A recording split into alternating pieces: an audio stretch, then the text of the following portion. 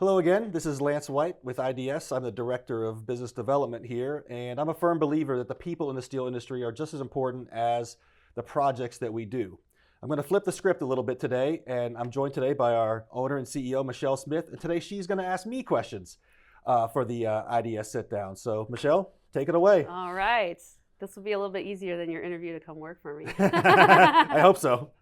All right, Lance. So as one of our newest members of the team, tell us a little bit about your background and how you ended up here at IDS. So I've been in the construction industry all of my adult life. I started in the concrete business. I worked at a concrete production plant and then eventually worked on a concrete crew with a school board. Finally went into business for myself and opened my own concrete contracting firm. I owned that business for 15 years with my business partner. Decided after 15 years I wasn't built to be an entrepreneur or a business owner. I'd rather leave that to folks like you. So I went back to school to pursue a long dormant degree I had started after high school. And while I was there, I needed to find something to do in the construction field. I was going back to school for business and construction management. I found an opportunity with a local fabricator, and they taught me how to detail, and they noticed I was pretty mediocre at that, so I eventually moved into estimating. From there, the last few years, I have worked with various detailing firms, doing sales, marketing, estimating for them.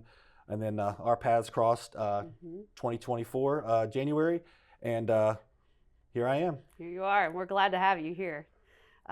What's your favorite part of working in the steel detailing industry? Two things. I love the evolution of projects.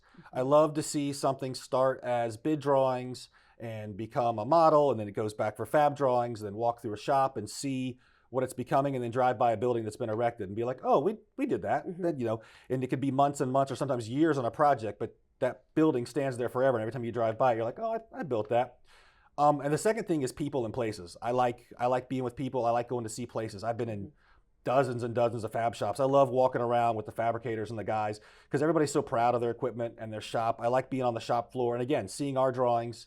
The W12 at 550 doesn't look the same on a shop drawing as it does in the shop when you're walking by. So seeing the evolution again and meet the people who are behind the work is really cool. Yeah.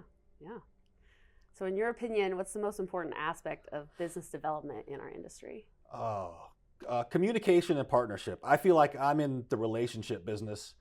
I count on our production team to do their job. They do a great job. We have high quality. But I want to have a long-term relationship with all of our clients. I don't want to do one project. I want to do 10. And this is a hard job. RFIs and back charges and change orders and lousy design drawings. It can be stressful. People get really upset and people get mad and mistakes get made. We make mistakes. The GCs make mistakes. Our fabricators make mistakes. But if you can communicate that together and if you have a relationship, then when there are the inevitable problems, let's just solve it together and get the building erected and let's go on to the next one. You can't have a finger-pointing relationship where it's like, well, this is your fault. No, it's not my fault. No one's making any progress and no one's making any money.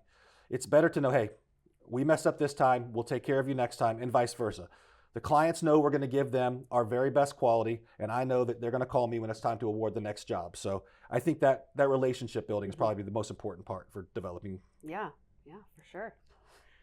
There's also often a stigma surrounding overseas detailing in our field. What do you think is the biggest misconception, and then how do we break that mold here at IDS? I'm going to try not to get on my soapbox because this is one of my biggest pet peeves in this industry. I think that people have a misconception that everybody that's an overseas detailer is chained in a basement somewhere in India making a nickel an hour and everything is about just undercutting price. And that's just couldn't be further from the truth. We have really talented people who are very well educated, some of which who have been with the company for 10 and 20 years. That doesn't happen almost anywhere. And so I think, are there U.S. front companies that have overseas detailing that misrepresent themselves? Sure. There's plenty of folks out there that have a P.O. box and then have some vendors they use and outsource everything.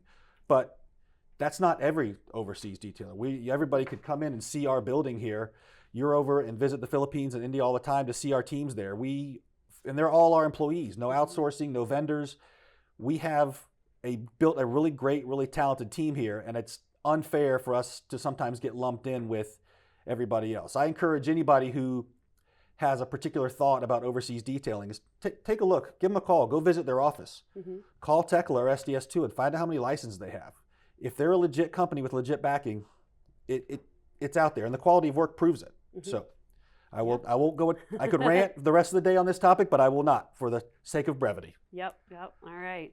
So what do you believe is the greatest benefit for fabricators when they choose to partner with IDS? Probably the St. Louis office. We have 10 really great project managers here. We have 3 licensed PEs right down the hallway. When we say in-house engineering, it's literally our project managers walk across the hall and talk to engineers, and having that on-site and available full-time is amazing for our fabricators. Having the teams, we have a night shift that works overnight to sometimes catch the time zone problems. There's never a language barrier. There's never lag. You get same-day answers from our people. So I think the communication is probably the biggest asset we can have as what we offer to our fabricators. Yeah, and that's a really important one too. Yep. Yeah. So I think I'm done answering questions. I prefer to be the one asking the questions. So we're going to sign off for this today. Thanks to everybody for tuning in, and keep an eye out for the next interview with the next IDS employee. Bye.